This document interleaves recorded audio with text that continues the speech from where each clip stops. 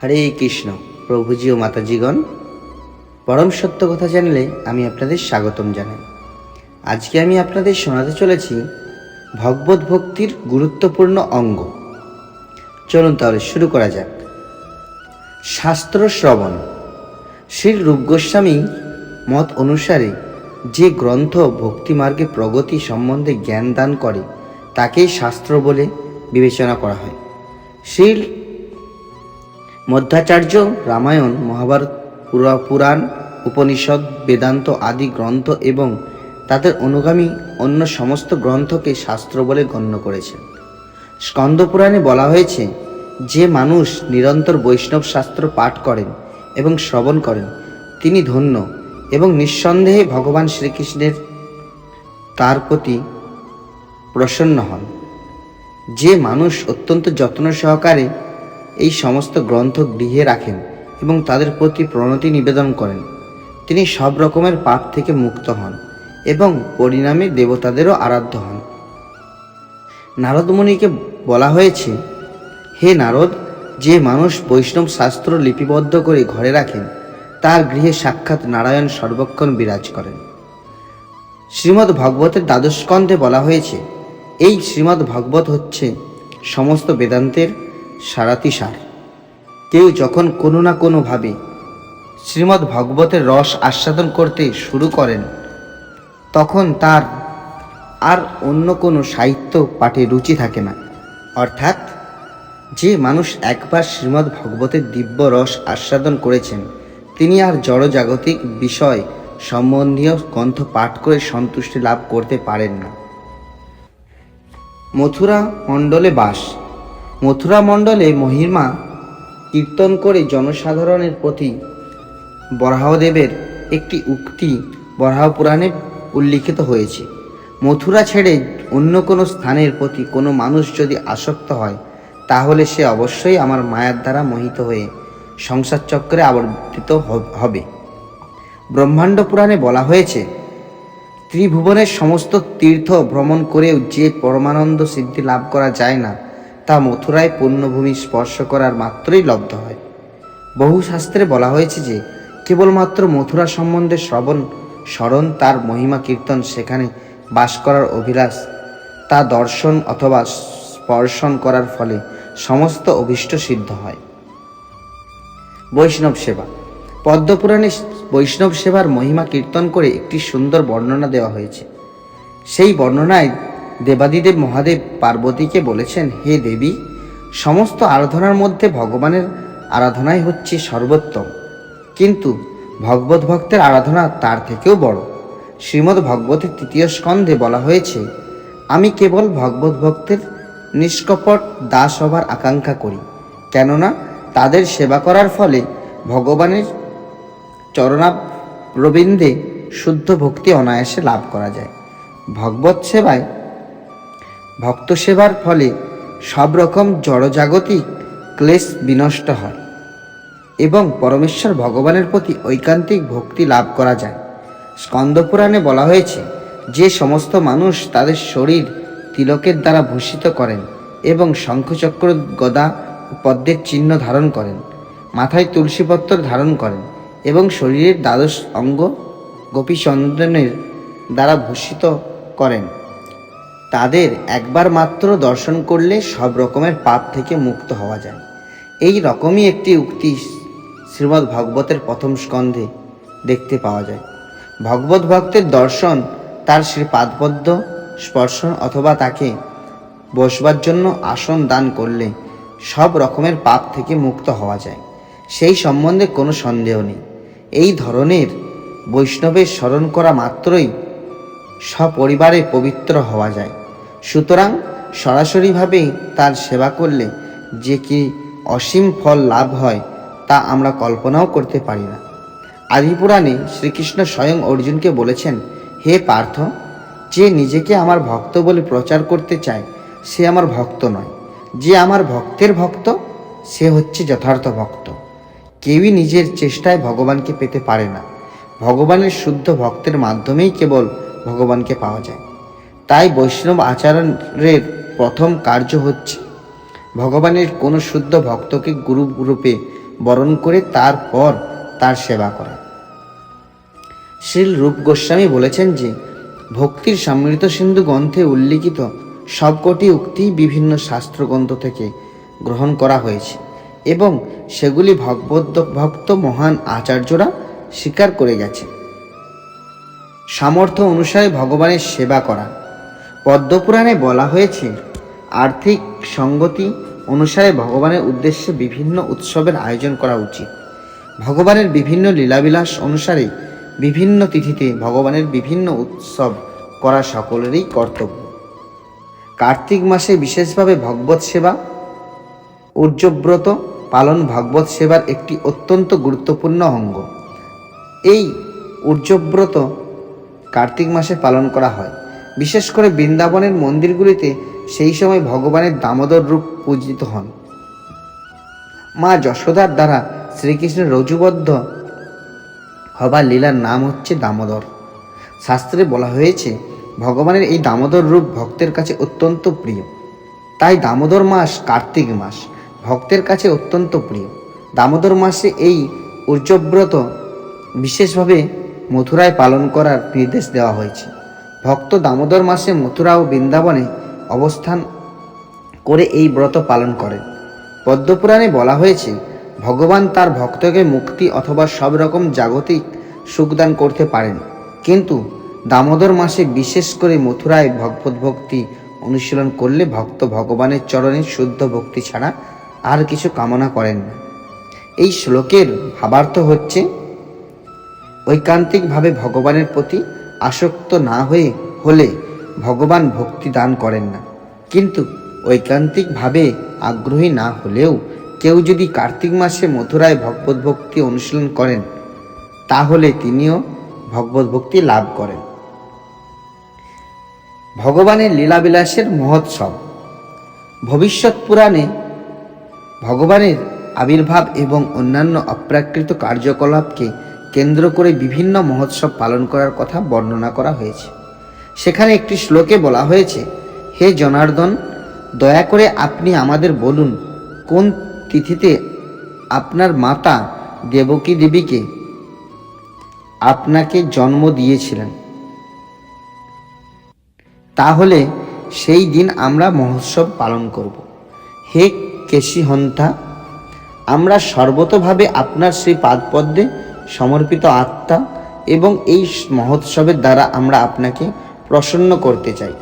ভবিষ্যৎ পুরাণের এই উক্তি থেকে প্রমাণিত হয় যে ভগবত মহোৎসব পালন করলে ভগবান প্রীতি হন। প্রগাঢ় ভক্তি সহকারে শ্রী বিগ্রহের সেবা। আদিপুরাণে বলা হয়েছে যে মানুষ নিরন্তর ভগবানের দিব্য নাম কীর্তন করেন এবং ভগবত সেবায় তন্ময় হয়ে যিনি দিব্য আনন্দ অনুভব করেন তিনি কেবল মুক্তি লাভ করেন না, মুক্তির অনেক ঊর্ধ্বে নিত্য আনন্দময় ভগবত ভক্তি লাভ করেন। মুক্তির অর্থ ভববন্ধন মোচন। মুক্তি লাভ করার পর আর এই জড়জগতে জন্মগ্রহণ করতে হয় না। নির্বিশেষবাদীরা ব্রহ্মে লীন হয়ে গিয়ে তাদের স্বতন্ত্র সত্তা নষ্ট করে দিতে চায়, কিন্তু শ্রীমদ্ ভাগবতে বলা হয়েছে যে মুক্তির অর্থ হচ্ছে স্বরূপে অবস্থিত হওয়া। প্রতিটি জীবই তার স্বরূপে ভগবানের নিত্য সেবক। আদি পুরাণের এই উক্তি থেকে বুঝতে পারা যায় যে ভগবানের সেবায় যুক্ত হওয়ার ফলেই কেবল ভগবানের ভক্ত সন্তুষ্ট হন। ভক্ত কখনো জড়জগতের বন্ধন থেকে মুক্ত হতে চান না। পক্ষান্তরে বলা যায় যে মানুষ ভগবানের সেবায় যুক্ত হয়েছেন তাকে আপাত দৃষ্টিতে এই জড়জগতের বন্ধনে আবদ্ধ বলে মনে হলেও তিনি মুক্ত পুরুষ। ভক্ত সঙ্গী শ্রীমদ্ ভগবত আস্বাদন। শ্রীমদ্ ভগবত হচ্ছে বৈদিক জ্ঞানরূপী কল্পবৃক্ষের সুপক্ক ফল। বেদ কথাটির অর্থ হচ্ছে সম্যক জ্ঞান। মানব সমাজের জন্য যে জ্ঞানের প্রয়োজন তা সম্পূর্ণভাবে শ্রীমদ্ ভগবতে রয়েছে। বৈদিক শাস্ত্রে সমাজনীতি, রাজনীতি, আয়ুর্বেদ, ধনুর্বেদ আদি জ্ঞানের বিভিন্ন শাখা রয়েছে। সেই সমস্ত জ্ঞানই সম্পূর্ণরূপে বেদে বর্ণিত হয়েছে। পরমার্থিক তত্ত্ব জ্ঞানও বৈদিক শাস্ত্রে পূর্ণরূপে প্রকাশিত হয়েছে। এবং শ্রীমদ্ ভাগবত হচ্ছে সেই বৈদিক কল্পবৃক্ষের সুপক্ষ ফল। বৃক্ষের মহিমা প্রকাশিত হয় তার ফলের মাধ্যমে। যেমন আম্রবৃক্ষকে অত্যন্ত মূল্যবান বলে গণ্য করা হয়, কেননা আম সমস্ত ফলের রাজা। সুপক্ষ আম্রফল হচ্ছে সেই বৃক্ষের সর্বোত্তম উপহার। শ্রীমদ্ ভাগবত তেমন বৈদিক কল্পবৃক্ষের সুপক্ষ ফল। শুকপক্ষীর চঞ্চু স্পর্শে সুপক্ষ ফল যেমন আরও অধিক সুস্বাদু হয়ে ওঠে, তেমনই শ্রীল সুখদেব গোস্বামীর দিব্য মুখারবিন্দ থেকে উদ্গত হয়েছিল বলে শ্রীমদ্ ভাগবত আরও অধিক রসময়ী হয়ে উঠেছে। শ্রীমদ্ ভাগবতের জ্ঞান গুরু পরম্পরার ধারায় গ্রহণ করা উচিত। গাছের সুউচ্চ ডাল থেকে যদি সুপক্ষ ফল পেড়ে হাতে হাতে সেটি নিচে নামিয়ে আনা হয়, তাহলে ফলটি নষ্ট হয় না। তেমনি শ্রীমদ্ ভাগবত যদি পরম্পরাক্রমে গ্রহণ করা হয়, তাহলেই কেবল তা অবিকৃতভাবে লাভ করা যায়। ভগবদ গীতাতেও বলা হয়েছে যে গুরু শিষ্য পরম্পরার ধারায় পারমার্থিক জ্ঞান লাভ করতে হয়। শাস্ত্রের যথার্থ উদ্দেশ্য সম্বন্ধে অবগত প্রমাণিত আচার্যই কেবল এই জ্ঞান সঞ্চার করতে পারেন। ভগবান শ্রী চৈতন্য মহাপ্রভু বলেছেন, ভাগবত পর গিয়া ভগবত স্থানে, অর্থাৎ ভাগবত তত্ত্বজ্ঞানী পুরুষের কাছে শ্রীমদ্ ভগবতের তত্ত্ব সম্বন্ধে শিক্ষা লাভ করা উচিত। ভগবত কথাটির অর্থ হচ্ছে পরমেশ্বর ভগবানের সঙ্গে সম্পর্কযুক্ত হওয়া। তাই কখনো কখনো ভগবত ভক্তকেও ভগবত বলা হয় এবং পরমেশ্বর ভগবানের প্রতি ভক্তি সম্বন্ধীয় যে গ্রন্থ তাকেও ভগবত বলা হয়। শ্রী চৈতন্য মহাপ্রভু নির্দেশ দিয়েছেন, শ্রীমদ্ ভগবতের যথার্থ স্বাদ আস্বাদন করতে হলে তা ব্যক্তি ভাগবতের কাছ থেকে শ্রবণ করতে হবে। একজন মুক্ত পুরুষও শ্রীমদ্ ভগবতের স্বাদ আস্বাদন করতে পারেন। শ্রী সুখদেব গোস্বামীও স্বীকার করে গেছেন, যদিও তিনি মাতৃগর্ভের মুক্ত ছিলেন, তবুও শ্রীমদ্ ভগবতের রস আস্বাদন করার পরই তিনি ভগবতের ভক্ত হতে পেরেছেন। সুতরাং যে মানুষ ভগবত ভক্তির পথে অগ্রসর হতে চান, তার অবশ্যই তত্ত্বজ্ঞানী ভক্ত গোষ্ঠীতে শ্রীমদ্ ভগবতের বাণী আস্বাদন করা উচিত। শ্রীমদ্ ভগবতের দ্বিতীয় স্কন্ধে শ্রী সুখদেব গোস্বামী স্বীকার করেছেন যে যদিও তিনি নির্বিশেষ ব্রহ্মের প্রতি অত্যন্ত আসক্ত ছিলেন, তবুও তার পিতা শ্রী ব্যাসদেবের শ্রীমুখ থেকে পরমেশ্বর ভগবানের অপ্রাকৃত লীলাবিলাসের বর্ণনা শ্রবণ করে তিনি শ্রীমদ্ ভগবতের প্রতি আকৃষ্ট হয়েছেন। অর্থাৎ ব্যাসদেব আত্মজ্ঞানী পুরুষ ছিলেন এবং তিনি উপরোক্ত পন্থায় এই পরিপক্ক দিব্যজ্ঞান সরাসরিভাবে শ্রী সুখদেব গোস্বামীকে দান করেছিলেন। এরপরে উত্তম ভক্ত সঙ্গ। নৈমিষারণ্যে শ্রী সুত গোস্বামীর উপস্থিতিতে শৌনক মুনি শ্রীমদ্ ভগবত আলোচনা করার গুরুত্ব বিশ্লেষণ করেছেন। তখন সুত গোস্বামী বলেন যে কেউ যদি ক্ষণিকেরও তরেও ভগবানের শুদ্ধ ভক্তের সঙ্গ করার সৌভাগ্য অর্জন করেন, তাহলে স্বর্গলোকে উন্নীত হওয়া অথবা জড়জগতের বন্ধন থেকে মুক্ত হওয়ার জন্য সমস্ত পুণ্যকর্মেরও তার সঙ্গে তুলনা হয় না। অর্থাৎ যারা শ্রীমদ্ ভগবতের প্রতি আসক্ত হয়েছেন, তারা উচ্চলোকে উন্নতি অথবা নির্বিশেষবাদী জ্ঞানীদের স্পিত মুক্তি আকাঙ্ক্ষা করেন না। শুদ্ধ ভক্তের সঙ্গ এতই দুর্লভ যে তার সঙ্গে কোনো জড় জাগতিক সুখ স্বাচ্ছন্দ্যের তুলনা হয় না। হরিভক্তি সুধোদয়ে প্রহ্লাদ মহারাজ ও তার পিতা হিরণ্যকশিপুর কথোপকথনে হিরণ্যকশিপু প্রহ্লাদকে বলেছেন, হে পুত্র, সঙ্গের প্রভাব স্ফটিকের মতো, যা তার সম্মুখস্থ সব কিছুকেই প্রতিফলিত করবে।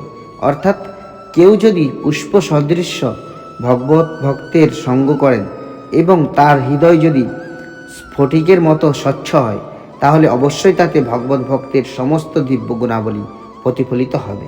এই সম্পর্কে আরেকটি দৃষ্টান্ত দেওয়া হয়েছে যে পুরুষ যদি বীর্যবান হয় এবং স্ত্রী যদি রোগমুক্ত হয়, তাহলে তাদের মিলনের ফলে সন্তান উৎপন্ন হয়। ঠিক তেমনি যদি ভগবত তত্ত্বজ্ঞান প্রদানকারী গুরু যথার্থই সদ্গুরু হন এবং সেই তত্ত্ব গ্রহণকারী শিষ্য ঐকান্তিকভাবে আগ্রহী হন, তাহলে যথাযথ ফল লাভ হবে। এরপরে ভগবানের পবিত্র নাম কীর্তন।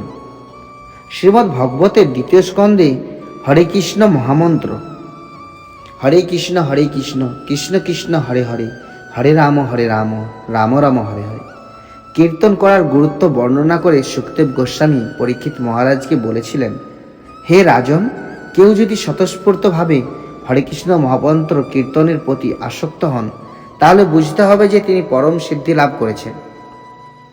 সেখানে বলা হয়েছে, যে সমস্ত কর্মী তাদের কর্মফল ভোগ করার বাসনা করেছেন, যে সমস্ত মুক্তিকামী জ্ঞানীরা ব্রহ্মে লীন হয়ে যাওয়ার বাসনা করেছেন এবং যে সমস্ত যোগী যৌগিক সিদ্ধি লাভ করার আকাঙ্ক্ষা করেছেন, তারা সকলেই হরে কৃষ্ণ মহামন্ত্র কীর্তন করার ফলে তাদের অভিস্পৃত বাসনা চরিতার্থ করতে পারেন। শ্রী সুখদেব গোস্বামী এখানে নির্ণীতম শব্দটি ব্যবহার করেছেন, যার অর্থ হচ্ছে তা ইতিমধ্যেই নির্ণীত হয়েছে। সুখদেব গোস্বামী ছিলেন মুক্ত পুরুষ, তাই তিনি তেমনই কোনো মত স্বীকার করেন যা নির্ণীত সিদ্ধ হয়নি। তাই সুখদেব গোস্বামী দৃঢ়তার সঙ্গে বলেছেন, যে মানুষ দৃঢ়তা ও ঐকান্তিকতার সঙ্গে হরে কৃষ্ণ মহামন্ত্র কীর্তন করেছেন, তিনি যে ইতিমধ্যেই সকাম কর্ম মনোধর্ম প্রসূত জ্ঞান ও যোগের অষ্টসিদ্ধির স্তর অতিক্রম করেছেন, তা নিশ্চিতভাবে নির্ণীত হয়েছে। আদিপুরাণে শ্রীকৃষ্ণ সেই তত্ত্ব প্রতিপন্ন করে অর্জুনকে বলেছেন, হে অর্জুন, যে মানুষ আমার দিব্য নাম কীর্তন করে সে নিরন্তর আমার সান্নিধ্য লাভ করেছে বলে বুঝতে হবে। হে সখে, এই ধরনের ভক্তদের কাছে আমি সহজেই বিকৃত হয়ে থাকি। পদ্মপুরাণেও বলা হয়েছে, যে মানুষ বহু জন্মে ভগবান বাসুদেবের সেবা করেছেন, তারই জিহার হরে কৃষ্ণ মহামন্ত্র বিরাজ করে। পদ্মপুরাণে আরও বলা হয়েছে, ভগবানের দিব্য নাম জড় শব্দ তরঙ্গ নয় এবং তা কখনো জড় কলুষের দ্বারা প্রভাবিত হয় না। সুতরাং যার ইন্দ্রিয় সর্বতোভাবে কলুষমুক্ত হয়নি, সে ভগবানের এই দিব্য নাম নিরপরাধে কীর্তন করতে পারে না। অর্থাৎ প্রাকৃত বিকারগ্রস্ত ইন্দ্রিয়ের দ্বারা হরে কৃষ্ণ মহামন্ত্র যথাযথভাবে কীর্তন করা যায় না, কিন্তু এই কীর্তনের প্রভাবে মানুষ পবিত্র হতে পারে এবং তার ফলে তারা অচিরেই নিরপরাধে ভগবানের দিব্য নাম সমন্বিত এই হরে কৃষ্ণ মহামন্ত্র কীর্তন করতে পারে। শ্রী চৈতন্য মহাপ্রভু নির্দেশ দিয়ে গেছেন যে প্রতিটি মানুষই যেন তাদের হৃদয়কে সম্পূর্ণভাবে কলুষমুক্ত করার জন্য হরে কৃষ্ণ মহামন্ত্র কীর্তন করে। হৃদয় নির্মল হলে হরে কৃষ্ণ মহামন্ত্রের গুরুত্ব যথাযথভাবে উপলব্ধি করা যায়। যে সমস্ত মানুষ তাদের হৃদয় কলুষমুক্ত করার ব্যাপারে আগ্রহী নয়, তারা হরে কৃষ্ণ মহামন্ত্র কীর্তন করার অপ্রাকৃত ফল লাভ থেকে বঞ্চিত হয়। তাই সকলেরই কর্তব্য হচ্ছে উৎসাহের সঙ্গে ভগবানের প্রতি সেবাভাব বিকশিত করা, যাতে তারা নিরপরাধে হরে কৃষ্ণ মহামন্ত্র কীর্তন করতে পারেন। তাই সদ্গুরু তার শিষ্যকে শিক্ষা দেন ভগবানের সেবা করতে এবং একই সঙ্গে হরে কৃষ্ণ মহামন্ত্র কীর্তন করতে। যখন স্বতঃস্ফূর্তভাবে ভগবানের প্রতি সেবা ভাবেও উদয় হয়, তখনই মানুষ ভগবানের দিব্য নাম সমন্বিত হরে কৃষ্ণ মহামন্ত্রের দিব্য প্রকৃতি উপলব্ধি করতে পারে। এরপরে মথুরাবাস। পদ্মপুরাণে মথুরা, দ্বারকা আদি পুণ্যক্ষেত্রে বাস করা গুরুত্ব বর্ণনা করে বলা হয়েছে। বিভিন্ন তীর্থে ভ্রমণ করার উদ্দেশ্য হচ্ছে জড়বন্ধন থেকে মুক্ত হওয়া, কিন্তু এই মুক্তি পরম সিদ্ধি নয়। মুক্ত হওয়ার পর ভগবানের সেবায় যুক্ত হতে হয়। ব্রহ্মভূত স্তরে অধিষ্ঠিত হওয়ার পর বা মুক্তি লাভ করার পর ভগবানের সেবায় যুক্ত হওয়া যায়। তাই অপ্রাকৃত প্রেমময়ী ভগবত সেবাই হচ্ছে জীবনের পরম লক্ষ্য এবং স্বল্পক্ষণ মথুরা মণ্ডলে বাস করলে তা অনায়াসে লাভ করা যায়। সেখানে আরও বলা হয়েছে, এমন কোনো মানুষ কি আছে যে মথুরা মণ্ডলের সেবা করবে না? মথুরা সকাম কর্মীদের ও ব্রহ্মে লীন হয়ে যাওয়ার অভিলাষী মুমুক্ষুদের সমস্ত অভীষ্ট পূর্ণ করতে পারে। সুতরাং যে সমস্ত ভগবত ভক্ত কেবল ভগবানের সেবা অভিলাষী, মথুরা অবশ্যই তাদের সমস্ত মনোবাঞ্ছা পূর্ণ করবে। বৈদিক শাস্ত্রে আরও বলা হয়েছে, আহা, মথুরা কি অপূর্ব মহিমা সম্পন্ন! কেবলমাত্র একদিন সেখানে বাস করার ফলে পরমেশ্বর ভগবানের প্রতি অপ্রাকৃত ভক্তি লাভ করা যায়। আহা, এই মথুরা অবশ্যই ভগবদ্ধাম বৈকুণ্ঠ থেকে অধিক মহিমামণ্ডিত।